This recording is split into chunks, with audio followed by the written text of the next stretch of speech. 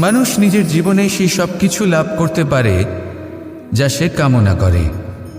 শুধু প্রয়োজন হলো ইচ্ছে এবং সিদ্ধান্তের। এবারে ইচ্ছে আসলে কি? সেটা হলো এই মনে প্রকট হওয়া একটি ভাবনা, একটি আবেগ। শুধু তা দিয়ে কিছুই হয় না।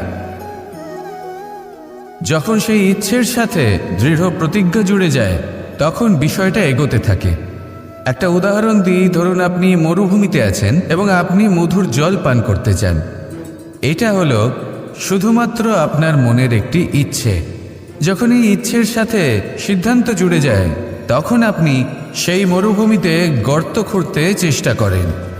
আর যখন এই সিদ্ধান্তের সাথে নিষ্ঠা জড়িত হয়, তখন আপনাকে সেই জল লাভ করার থেকে কেউ বাধা দিতে পারে না। ইতিহাস এটার সাক্ষী, যিনি নিশ্চিত করেছেন তিনি সেই সব কিছু লাভ করেছেন যা তিনি লাভ